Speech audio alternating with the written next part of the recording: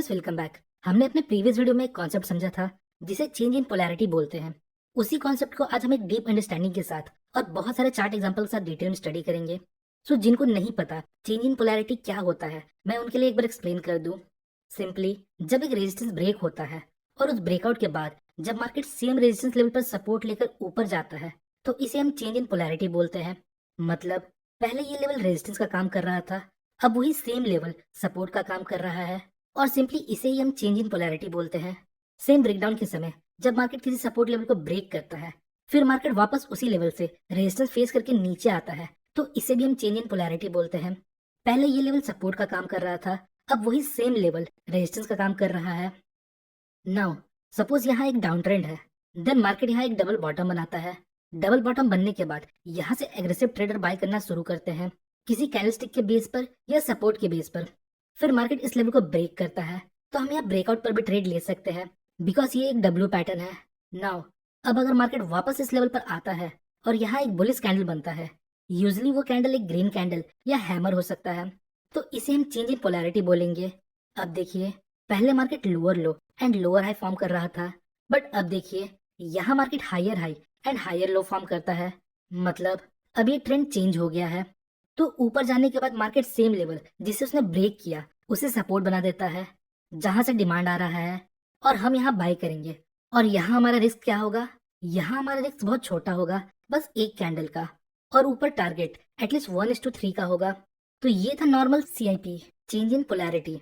Now अब समझते हैं ये जो सपोर्ट एंड रेजिस्टेंस है, वो सपोर्ट और रेजिस्टेंस क्यों है। ये सपोर्ट है और ये रेजिस्टेंस है। तो सपोर्ट और रेजिस्टेंस पर तीन तरह के लोग होते हैं। पहला बायर, दूसरा seller and third people who are sitting on fence. मतलब वो बस देख रहे हैं कि यहाँ क्या हो रहा है, फिर फ्यूचर में वो कुछ करेंगे।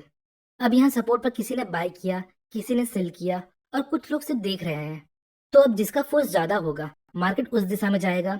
सो यहाँ बायर्स ज्यादा एग्रेसिव थे, इसलिए मार्केट ऊपर गया। अब यहाँ कुछ लोग आएंगे और बोलेंगे अब बस, अब यहाँ शॉर्ट करते हैं। तो यहाँ जिसने खरीदा वो भी प्रॉफिट में है, वो भी शॉर्ट करेगा और कुछ लोग फेंस में हैं। नाउ अब जब मार्केट वापस यहाँ आएगा तो क्या होगा? सपोज आपने यहाँ खरीद कर प्रॉफिट किया था और अब मार्केट यहाँ वापस आया है, तो अब आप क्या करोगे? क्या आप खरीदोगे? तो आंसर है yes, buyers will buy again. और वो लोग जिन्होंने पहले नहीं खरीदा, जो बस देख रहे थे, वो क्या करेंगे? वो भी खरीदेंगे, क्योंकि उन्होंने पहला चांस मिस कर दिया। अब दोबारा मार्केट उसी लेवल पर है, तो वो भी खरीदेंगे। और जिन लोगों ने यहाँ शॉर्ट किया होगा, अब वो ब्रेक इवन पर आ गए होंगे, वो भी यहाँ बाय करेंगे। तो कुछ इसी प्रकार सपोर्ट लेवल वर्क करता है। सेम लेवल सालों साल काम करता है। नाउ अब ये ऊपर जाने लगा और रेजिस्टेंस को अप्रोच करता है। सो जिन्होंने पहले यहाँ शॉर्ट किया होगा वो वापस यहाँ शॉर्ट करेंगे, जो यहाँ फेंस पर बैठे थे वो भी शॉर्ट करेंगे, और जिनको खरीदना है वो यहाँ खरीदेंगे। तो ये तीन तरह के लोग यहाँ हैं। अब जिनका फोर्स ज्यादा होगा मार्केट उसी तरफ मूव करेगा। तो यहाँ बाइंग फोर्स ज्यादा था, इसलिए मार्केट यहाँ ब्रेकआउट देता है। नाउ अब जिन्होंने यहाँ शॉर्ट किया था उनको लॉस हो रहा है। अब क्या होगा? जब मार्केट ऊपर जाकर वापस नीचे आएगा तो यहाँ शॉर्ट वालों को ब्रेक इवन मिलेगा और वो यहाँ निकलेंगे, और जिसने ये ब्रेकआउट मिस किया होगा वो भी यहाँ बाय करेगा। तो इस प्रकार प्रीवियस रेजिस्टेंस यहाँ सपोर्ट की तरह काम करता है। होपफुली आप लोगों को सपोर्ट एंड रेजिस्टेंस का कॉन्सेप्ट समझ आ रहा होगा। अगर आपको इस वीडियो से कुछ सीखने मिल रहा है तो अभी इस वीडियो को एक लाइक जरूर करें। तो जो सब बोलते हैं सपोर्ट पर बाय करना है, रेजिस्टेंस पर सेल करना है, वो क्यों करना है आज आपको क्लियर हो गया होगा। अगर आप किसी भी चीज को लॉजिकली समझोगे तो आपको चीजें ज्यादा समझ आएगी और आपका कॉन्फिडेंस लेवल भी बूस्ट होगा। आइए एक बार CIP को समराइज करते हैं। चेंज इन पोलैरिटी का मतलब क्या होता है? A broken support become resistance and a broken resistance become support. दूसरा, look for a candle reversal signal. मतलब अगर सपोर्ट पर है तो ग्रीन कैंडल आना चाहिए और रेजिस्टेंस पर है तो एक रेड कैंडल बनना चाहिए। और फोर्थ, जो फर्स्ट CIP होता है वो ज्यादा स्ट्रांग होता है। आइए पहले बाइंग का सेटअप देखते हैं। जब प्रीवियस रेजिस्टेंस ब्रेकआउट के बाद सपोर्ट बनता है तो यहाँ हमें एक ग्रीन कैंडल चाहिए। इसके हाई के ऊपर हमारा एंट्री होगा और इसके लो के नीचे हमारा स्टॉप लॉस होगा। टारगेट के लिए हम प्रीवियस रेजिस्टेंस का यूज करेंगे। अगर हमें 1:3 का टारगेट यहाँ मिलता है तभी हम यहाँ ट्रेड लेंगे। तो इसके कुछ रूल्स देखते हैं। पहला, ये स्विंग ट्रेडिंग के लिए है। दूसरा, यहाँ टाइम फ्रेम होगा डेली या 60 मिनट। तीसरा, buy above the green candle. Fourth, stop loss below the green candle. And fifth, potential target 1:3। आइए अब कुछ एग्जाम्पल देखते हैं। यहाँ देखिए, पहले ये हमारा रेजिस्टेंस था, अब सपोर्ट का काम कर रहा है। ये यहाँ 4 बार सपोर्ट का काम कर रहा है।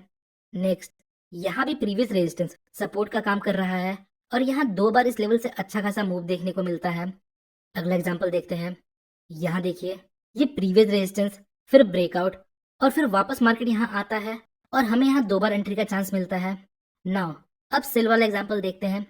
जब मार्केट सपोर्ट लेवल के ब्रेकडाउन के बाद रेजिस्टेंस का काम करता है तो यहाँ हमें एक रेड कैंडल चाहिए।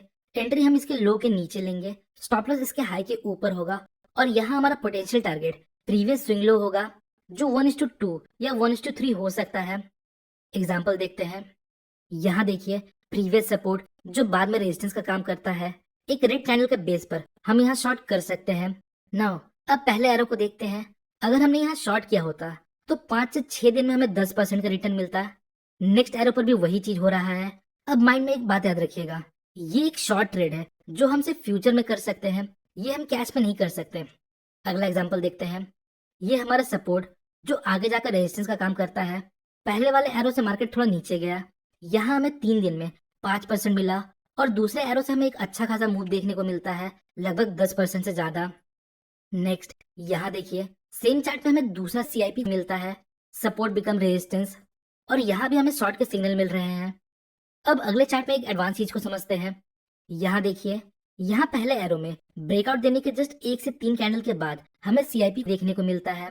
ये एक हाई क्वालिटी सीआईपी है तो इसे हम अच्छे से यूटिलाइज कर सकते हैं। और जो दूसरा एरो है वो बहुत दिनों के बाद सीआईबी में आता है, मतलब ये एक रेगुलर सीआईबी है। अब थोड़ा हाई क्वालिटी सीआईबी को समझते हैं। सपोज ये एक रेजिस्टेंस है और ब्रेकआउट के जस्ट 4 से 5 कैंडल के बाद मार्केट वापस इस लेवल पर आता है और यहाँ एक ग्रीन कैंडल बनाता है, तो ये एक हाई क्वालिटी सीआईपी है। इस केस में ये स्विंग हमारा टारगेट नहीं होगा क्योंकि ये एक मेजर स्विंग नहीं है। इसके पीछे जो मेजर स्विंग होगा उसके बेस पर हम टारगेट सेट करेंगे। नाउ एक और लास्ट की पॉइंट समझते हैं। जब हमें किसी ट्रेंड के बाद फर्स्ट सीआईपी मिलता है तो उसमें हम एक बहुत बड़ा मूव एक्सपेक्ट कर सकते हैं। फॉर एग्जांपल, यहाँ देखिए, इस डाउन ट्रेंड के बाद यहाँ हमें एक पहला सीआईपी मिला और इसका मूव देखिए कितना बड़ा है। कहने का मतलब जो पहला सीआईपी होता है वो ज्यादा सेफ होता है और वहाँ हमें रिवॉर्ड्स भी बड़े मिलते हैं। सो आज के लिए इतना ही। ये था change in polarity. So hopefully guys आपको इस वीडियो से कुछ सीखने मिला होगा। अगर आपको वीडियो इन्फॉर्मेटिव लगी तो वीडियो को लाइक और चैनल को सब्सक्राइब जरूर करें।